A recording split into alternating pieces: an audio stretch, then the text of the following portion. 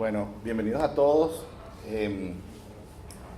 a esta rueda de prensa que estamos presentando hoy, la iniciativa en justicia transicional, o como alguien me corrigió ayer, la palabra transicional aparentemente no existe, es un anglicismo, es justicia de transición aparentemente. Y bueno, esto va a tomar básicamente la siguiente forma. Invitamos, por supuesto, después ya vamos a hablar de los suscribientes, pero hay más de una treintena de organizaciones que están suscribiendo hoy este documento que leeré al final. Y bueno, quiero presentar aquí a mis compañeros que me acompañan hoy en el presidium, pero les doy la bienvenida a todas las personas que están representando a organizaciones aquí. Luego las identificaremos también, que están presentes hoy. Y Luis Alfonso aquí a mi derecha nos va a hablar un poco sobre la justicia transicional y el tema y su vinculación con el tema jurídico, y él viene representando a un Estado de Derecho.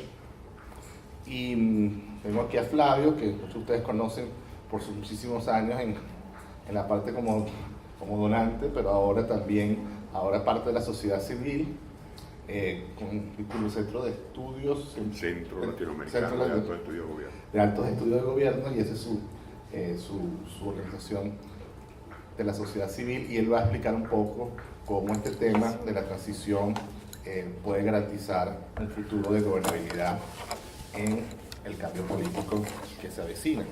Esperemos que se avecine.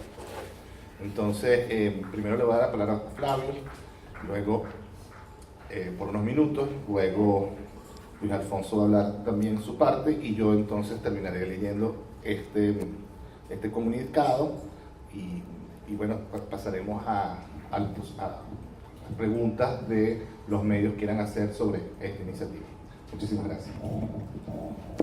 Buenos días a todos y todas, las organizaciones que nos acompañan, los representantes de los medios de comunicación.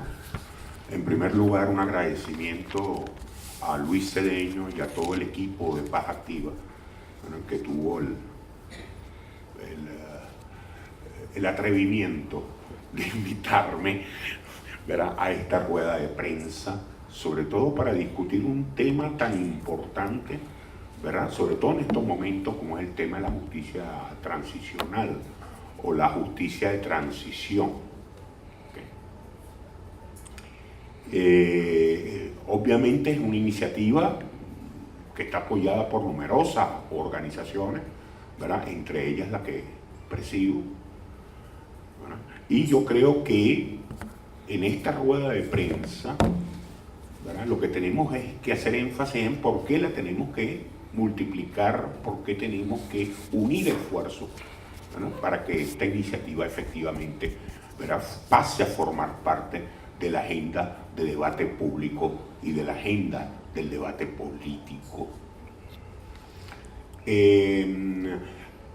Obviamente mi intervención sobre el tema se va a circunscribir fundamentalmente, ¿verdad?, a el tema de la gobernabilidad, ¿verdad?, y a los grandes desafíos que tarde o temprano deberán asumir quienes lideren, ¿verdad?, este proceso de transición, ¿verdad?, que se va a dar más temprano que tarde. ¿Okay? Iniciando, tenemos que tocar algo que todos conocemos y todos vivimos, que es lo peor, que es la crisis que envuelve el país. ¿Okay? Ya lo ha dicho en numerosas comunicaciones, Paz Activa, y eso es uno de los justificativos también de este tema, ¿verdad?, es que vivimos la crisis, la peor crisis, ¿verdad?, de nuestra historia republicana moderna. ¿Okay? El país está agobiado, es una crisis sistémica que aborda, que abarca los más distintos sectores de la sociedad, ¿okay?, con profundas implicaciones sobre la ciudadanía y el país en su conjunto. Cuando tratamos de problematizar la crisis, nos vamos rápidamente que hay algunos síntomas que son visibles y medibles. La escasez de alimentos, medicinas, de insumos en general. El debilitamiento progresivo de la capacidad adquisitiva del salario, producto de una inflación descontrolada. El colapso de los servicios públicos, entre ellos fundamentalmente el servicio de salud. La corrupción generalizada que vive el país.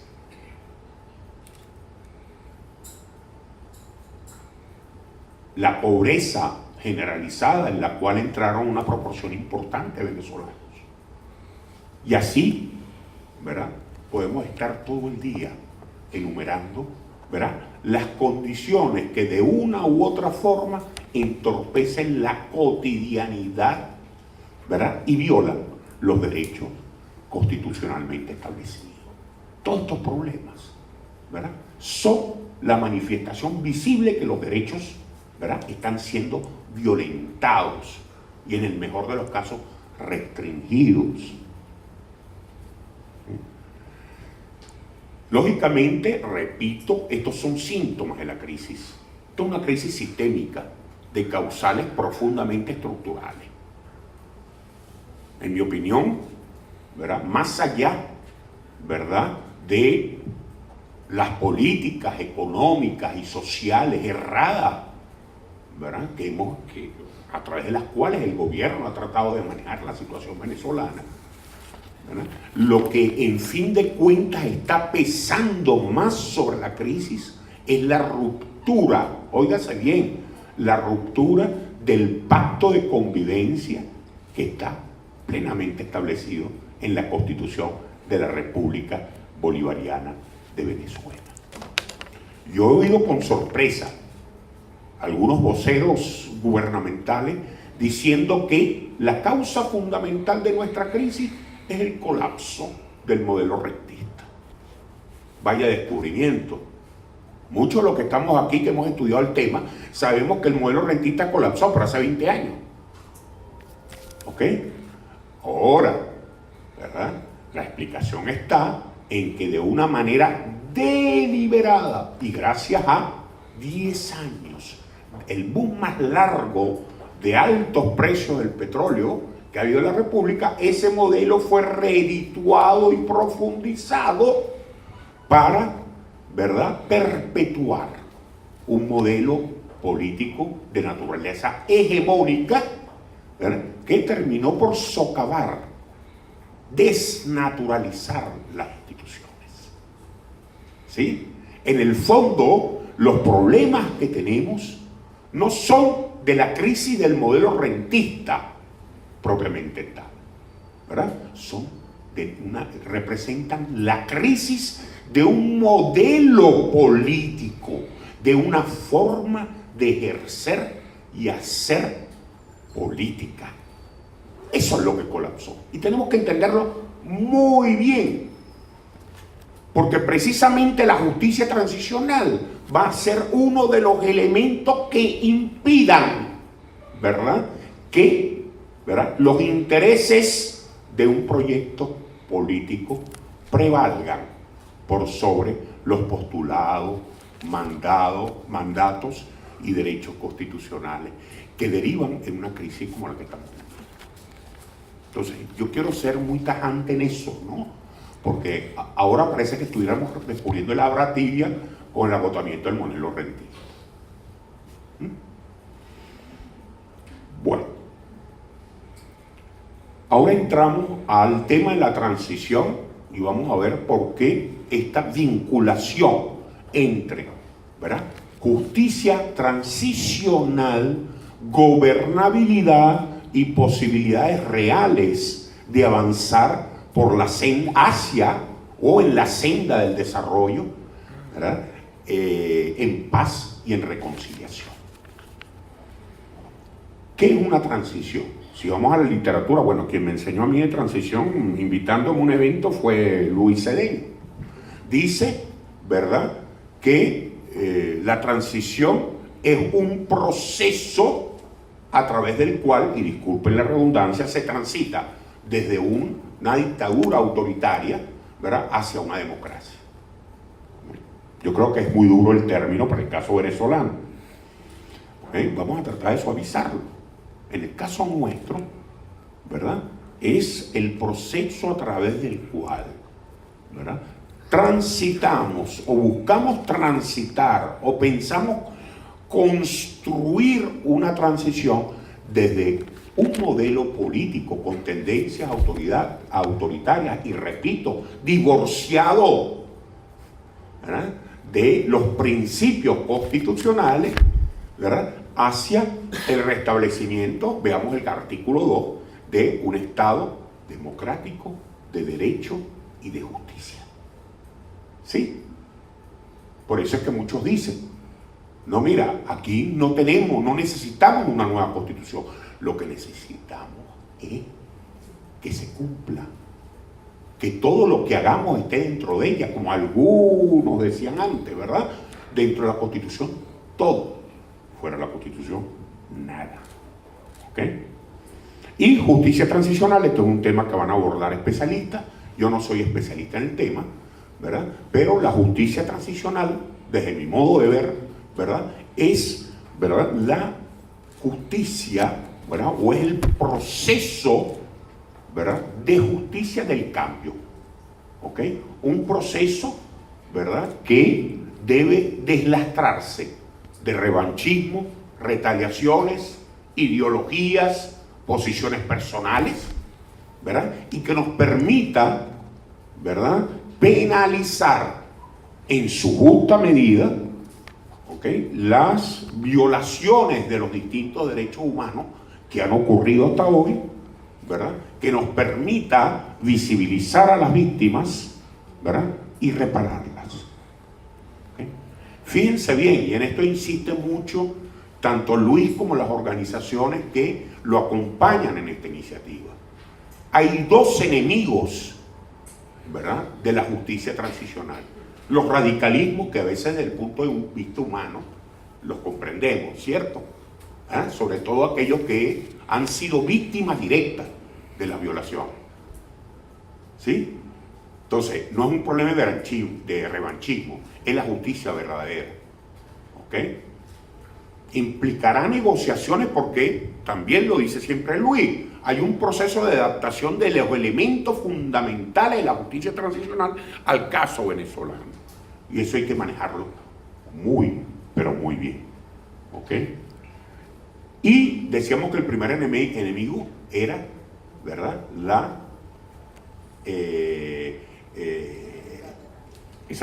retaliación, el revanchismo. Pero el segundo enemigo es la impunidad, ¿verdad? La impunidad, ¿verdad?, realmente es lo peor que nos puede pasar. Pensemos cuando Hugo Chávez asume el poder, ¿verdad? Un reclamo societal era la gran impunidad que había, sobre todo para los casos de corrupción. ¿Se acuerdan? Y eso vitalizó el discurso electoral de Hugo Chávez.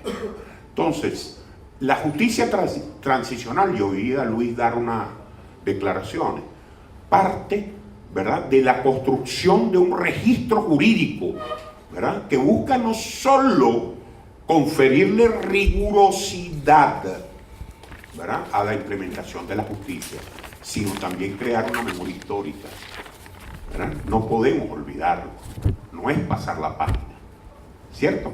Pero tampoco es asumir, como lo hace el gobierno, ¿verdad?, una justicia ideológica, política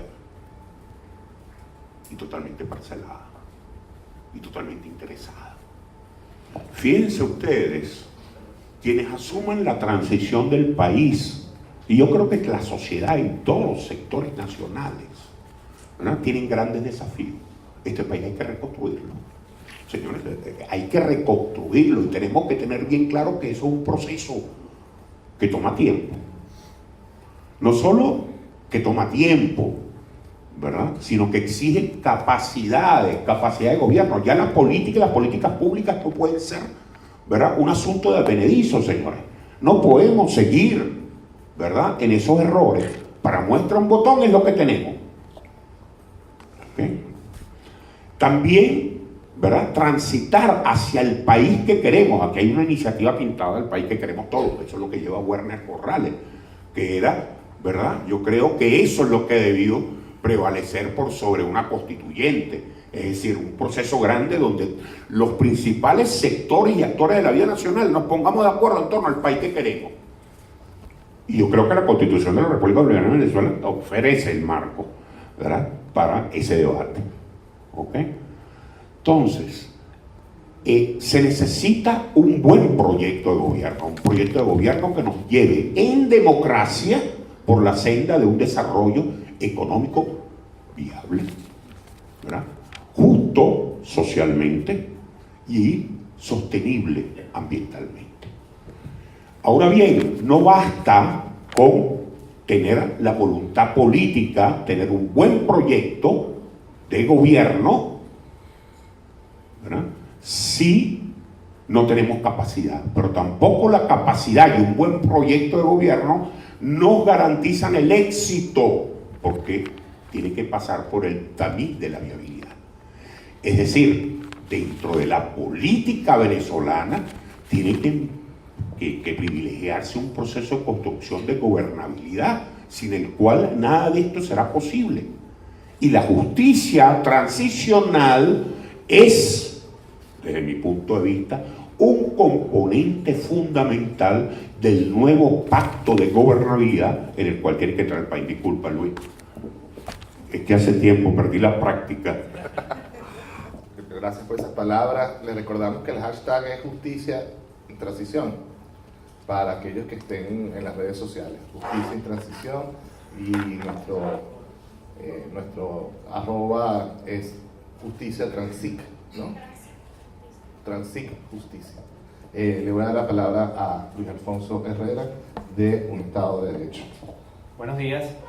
Gracias por su presencia y gracias, como siempre, a los amigos de Paz Activa por la invitación a participar en esta iniciativa sobre un tema que, como ya se ha dicho, está siendo ya fundamental para la Venezuela que queremos construir a partir de esta crisis que todavía estamos padeciendo todos acá en nuestro país.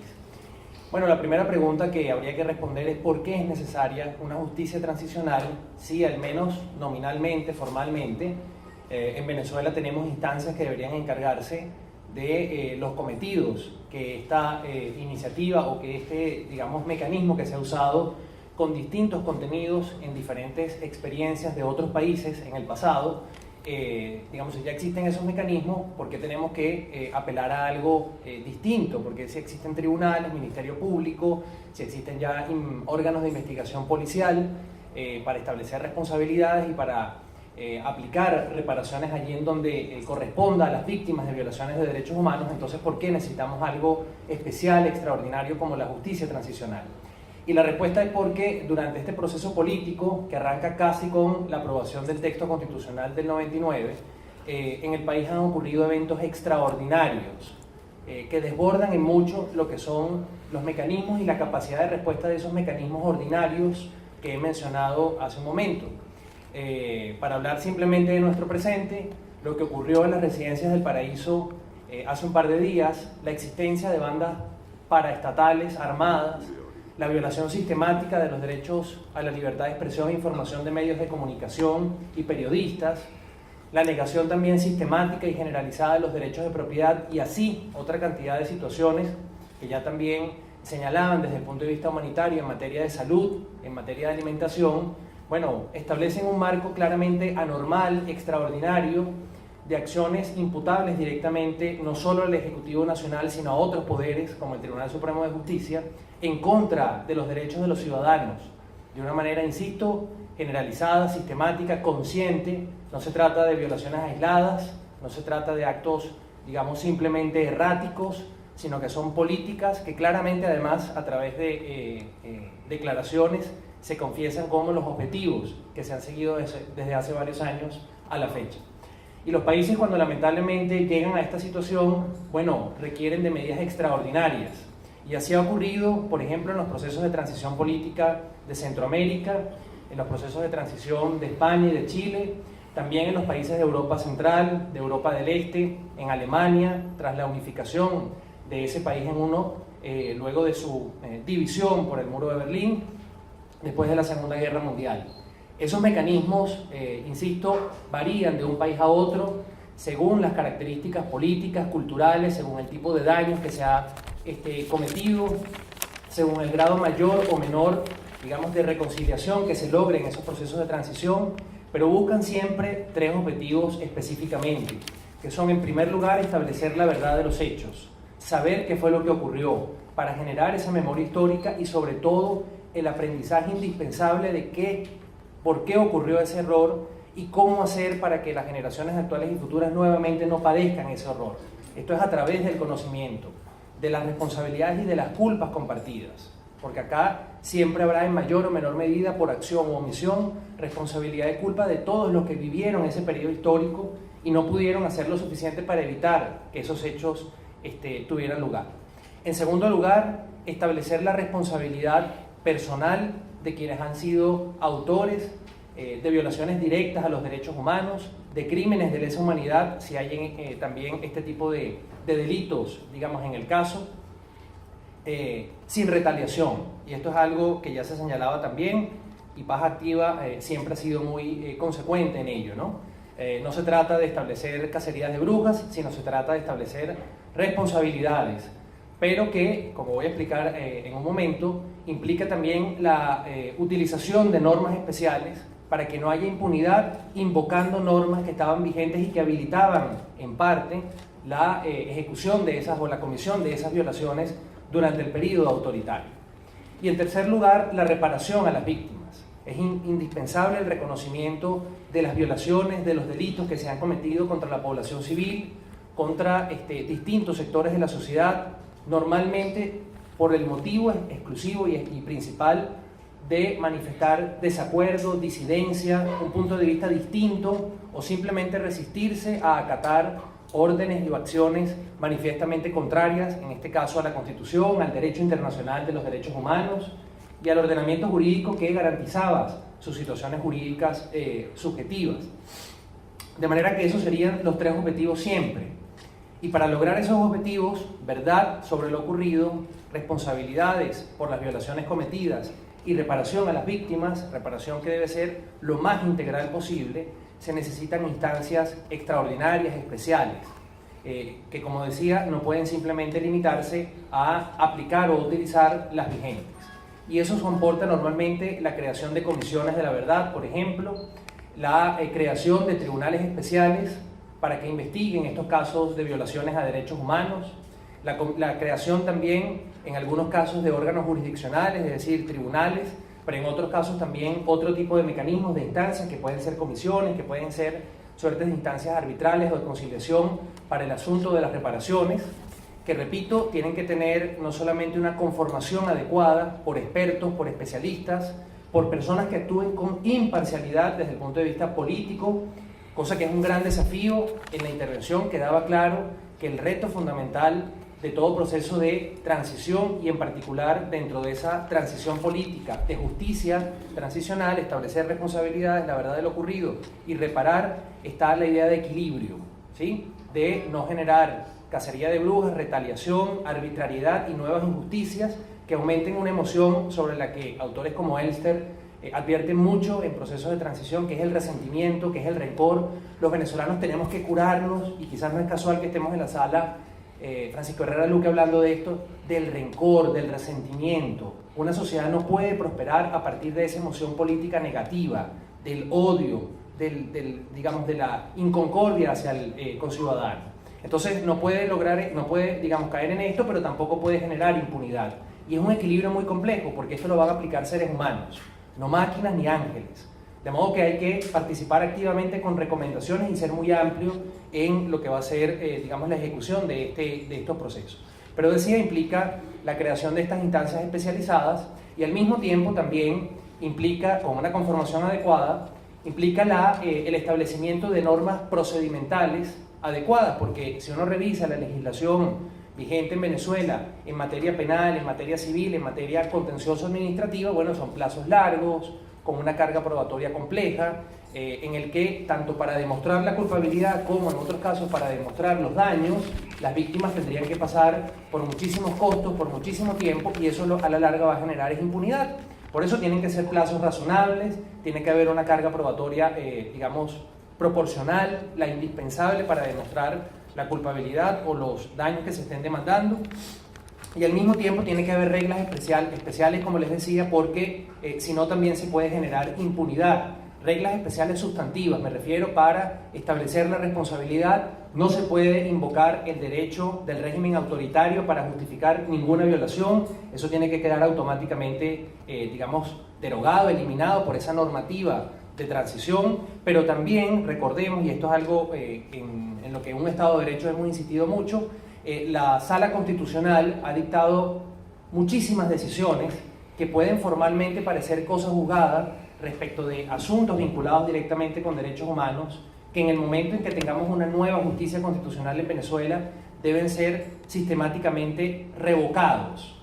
No puede tomarse como cosa juzgada aquello que, como dijo en un momento el Tribunal Constitucional alemán tras la reunificación de ese país, el derecho injusto, el derecho que atenta contra la dignidad humana no es derecho, es sencillamente un acto autoritario, un acto de facto que repugna la condición humana y por tanto tiene que desconocerse y dar paso, por el contrario, a criterios, digamos, que permitan establecer la verdad, establecer las responsabilidades y establecer las reparaciones.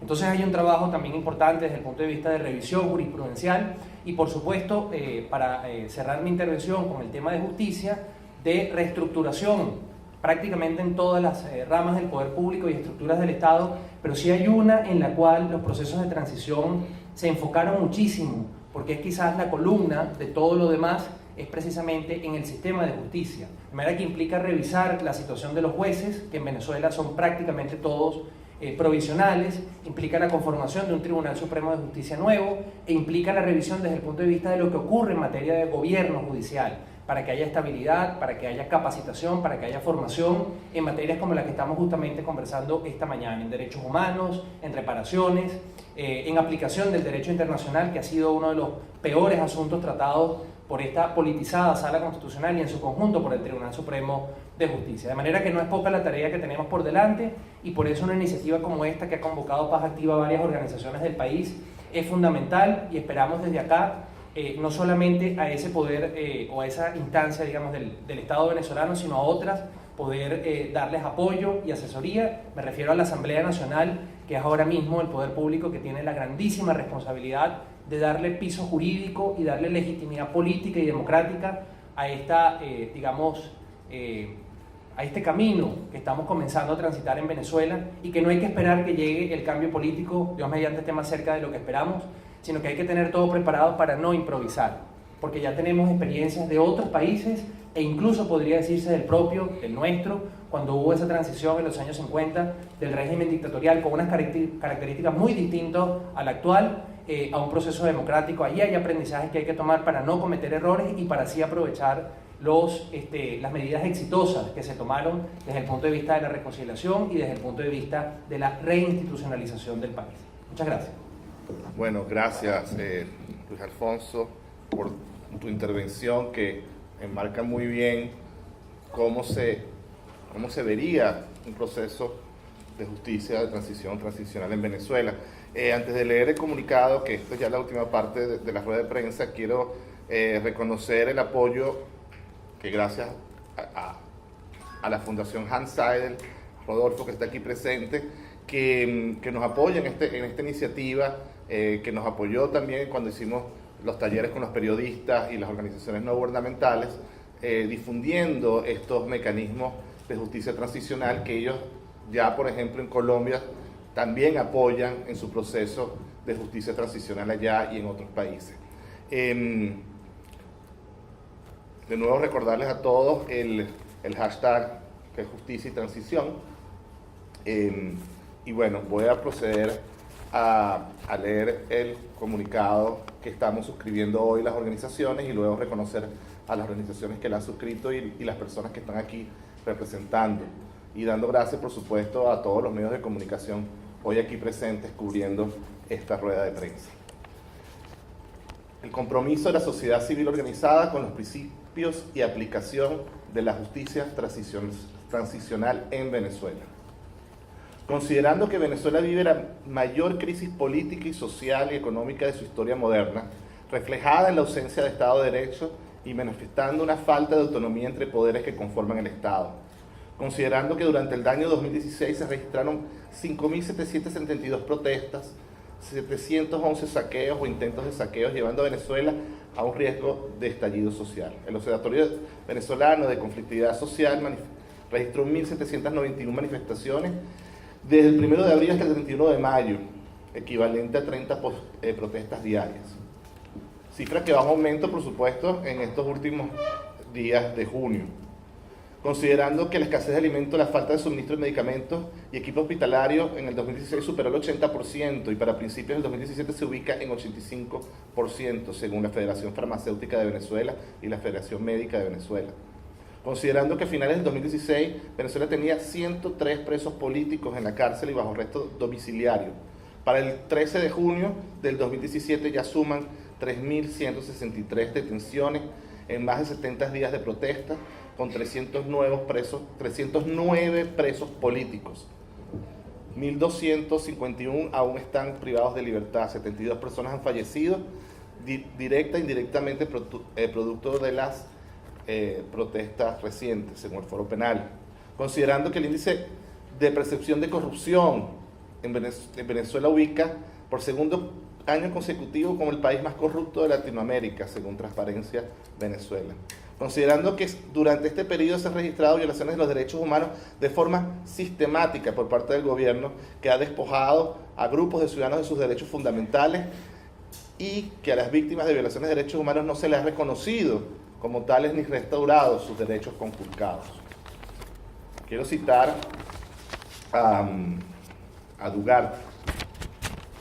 Hoy es claro que los crímenes de lesa humanidad no requieren de un contexto de guerra armada para que sucedan.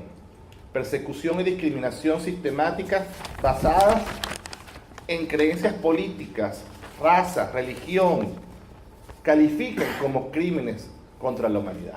Ante esta realidad se impone la negociación y la política como una opción para destrancar el juego democrático y nos encamina a superar la aguda crisis que vivimos actualmente los venezolanos. Uno de los caminos que claramente nos presenta las experiencias de otras naciones que han superado grandes retos de cambio y con un mínimo de trauma, vale decir, es la justicia transicional. La justicia transicional puede tomar muchas formas y cada país debe construir su propio mapa de ruta para implementar los mecanismos que más se adaptan a su realidad. Es claro que existe una resistencia al cambio y que se avecina por aquellos que hoy detentan el poder puedan querer dejar sus posiciones de poder y pueden ser, creen ellos, víctimas de atropellos y violaciones de sus derechos humanos que se desencadenarían producto de una cacería de brujas, como decía nuestro amigo Luis Alfonso, y violación de sus derechos fundamentales también, cosa que no queremos. La justicia transicional es un muro de contención contra esas tendencias radicales. Es una garantía de que no se aplicará la justicia de los vencedores y disminuye los costos de tolerancia hacia los vencidos. Los mecanismos que proponemos impulsar desde la sociedad civil de la justicia transicional son primeramente el reconocimiento de las víctimas, la restauración de sus derechos, la reparación de los daños y la búsqueda de la verdad para no olvidar y para no repetir los mismos errores en el futuro. Por lo cual las organizaciones que hoy suscribimos asumimos los siguientes compromisos con la iniciativa y con la sociedad civil venezolana. Impulsar la iniciativa de justicia transicional para lograr la sensibilización a este tipo de soluciones de los diferentes sectores de la sociedad venezolana. Estamos hablando a nivel de escuelas, de primaria, secundaria, educación superior, grupos académicos, gremios, así como a los profesionales de los medios de comunicación y a toda la sociedad civil en general. Llevar los principios de justicia transicional a las audiencias clave a los internos de la geografía nacional, pero también a nivel internacional.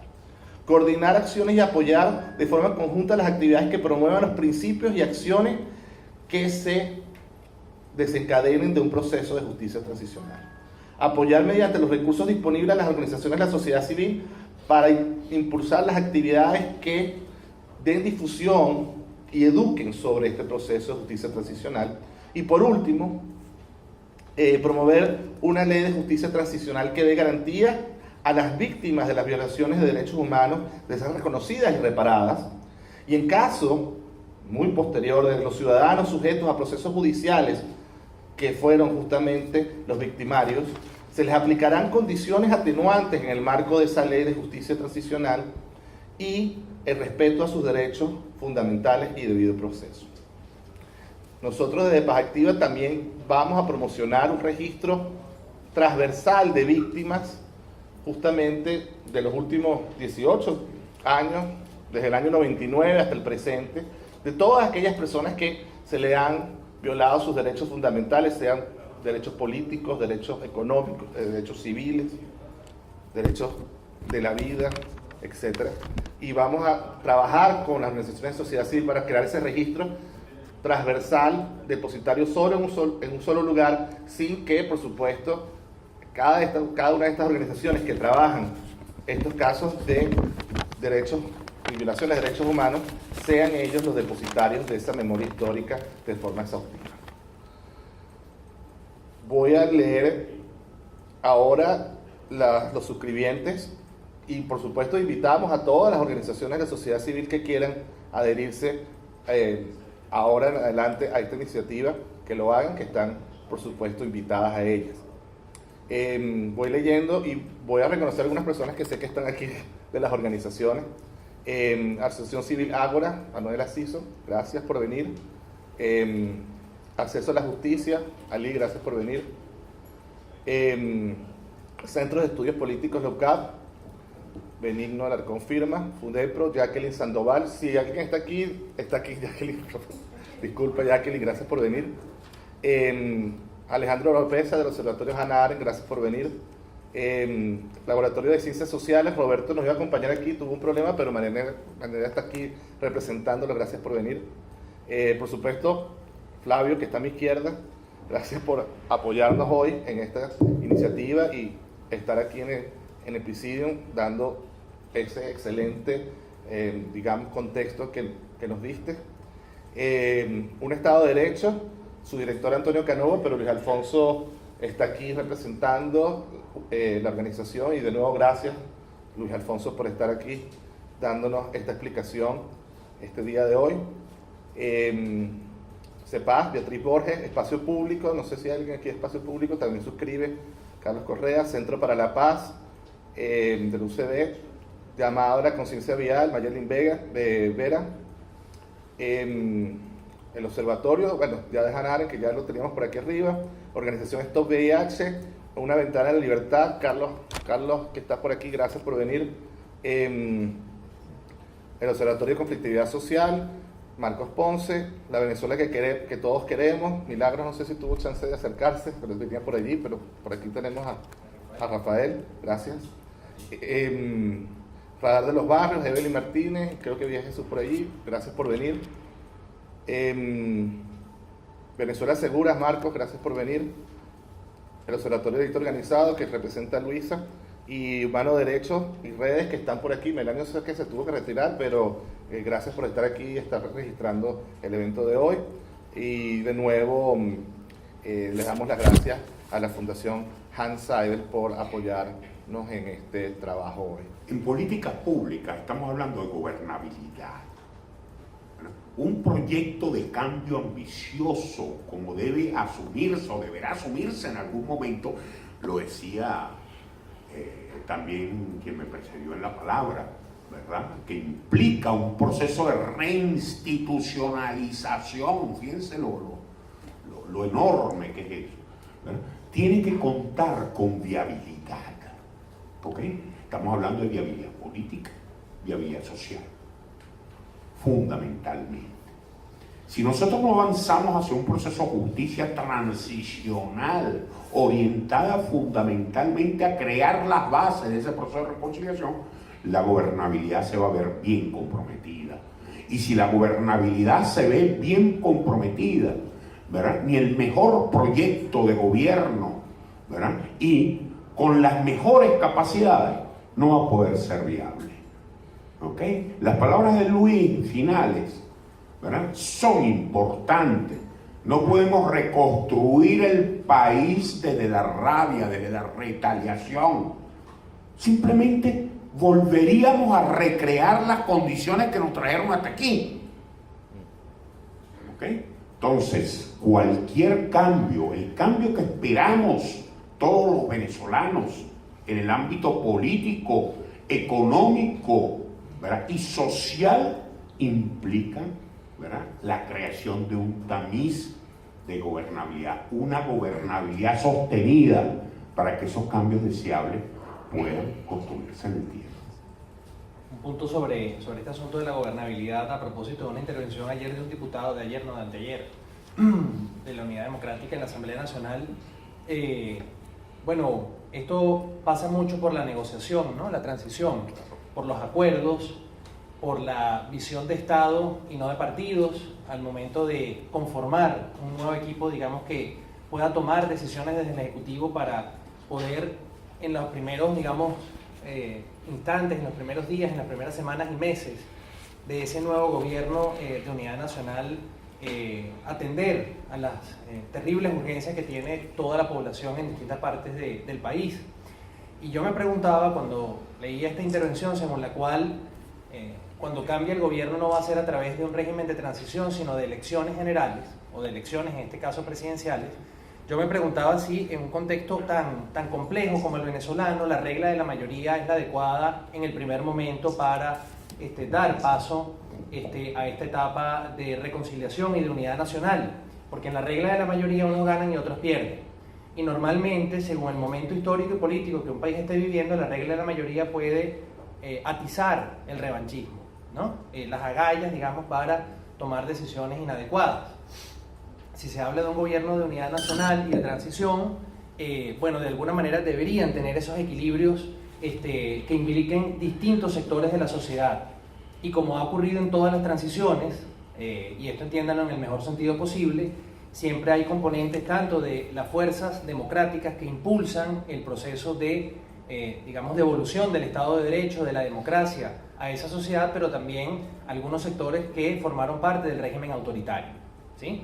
E incluso desde el punto de vista de la población civil, tanto personas que quieren el cambio político como personas que por distintas causas, siempre ha ocurrido y seguirá ocurriendo seguramente porque somos seres humanos, bueno, entienden que no había que cambiar nada porque el régimen autoritario no era autoritario, o lo era por razones justificadas, etcétera, ¿no?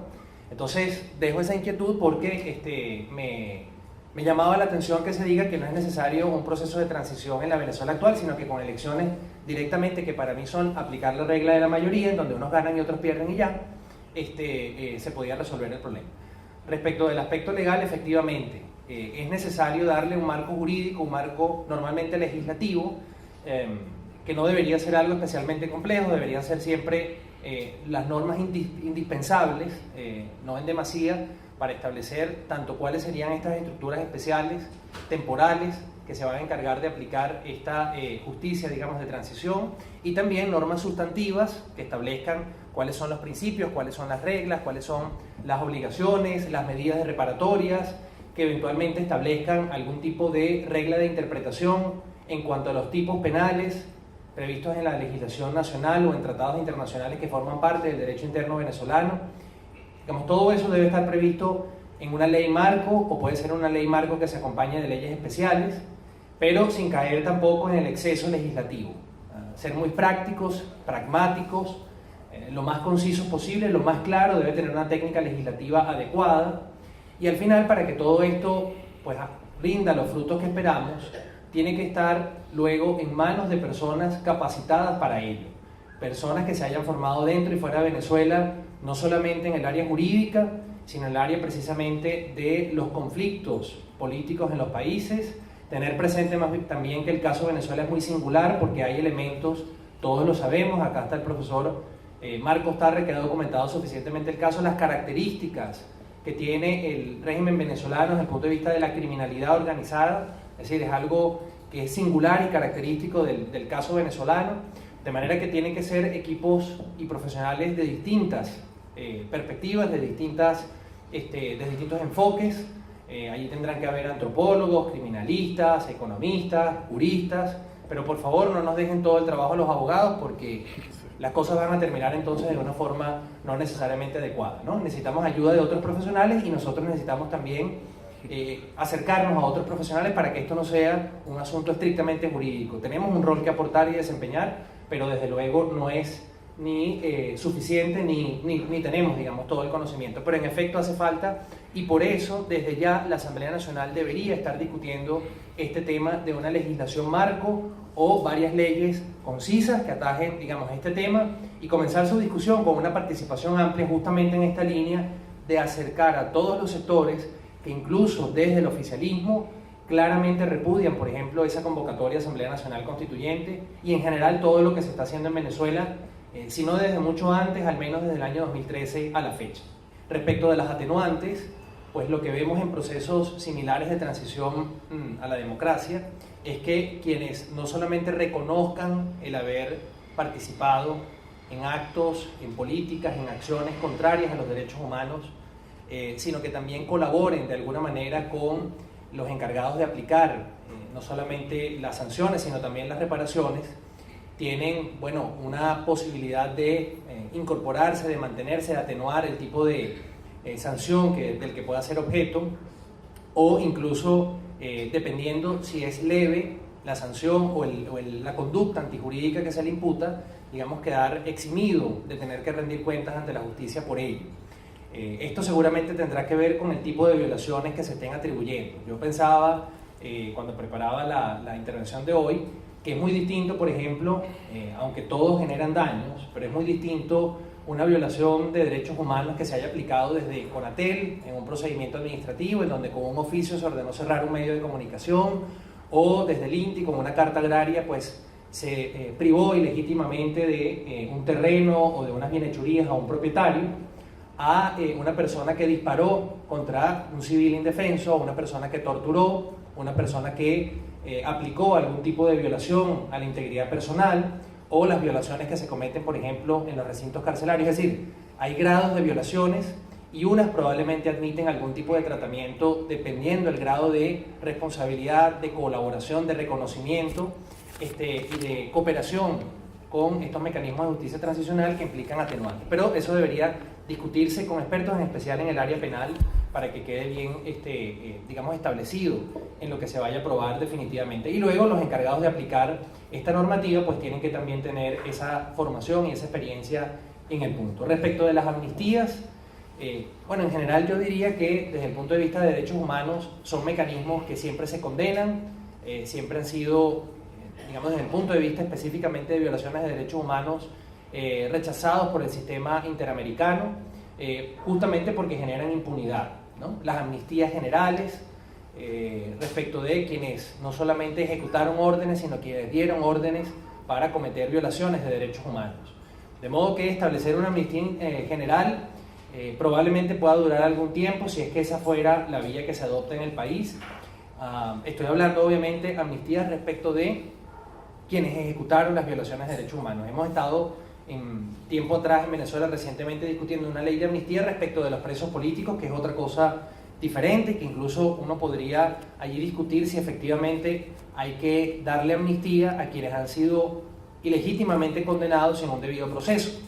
Entonces, digamos, es algo diferente las víctimas, porque entrarían en el grupo de las víctimas. Me refería más bien a los que serían señalados como victimarios. Y normalmente esta vía es condenada porque tarde o temprano esas leyes de amnistía han sido declaradas inconstitucionales, por ejemplo en países como Argentina, en la misma Chile, y quienes eran protegidos por esas legislaciones pues terminaron siendo investigados y eventualmente sancionados por la justicia de esos países. De manera que es una vía que no necesariamente habría que adoptar, justamente por la ineficacia y por los problemas desde el punto de vista de derechos humanos que tendría el Estado venezolano en mantenerlo.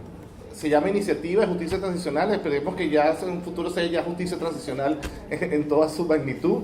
Y de nuevo muchísimas gracias por asistir. Afuera hay algún cafecito y gracias por venir.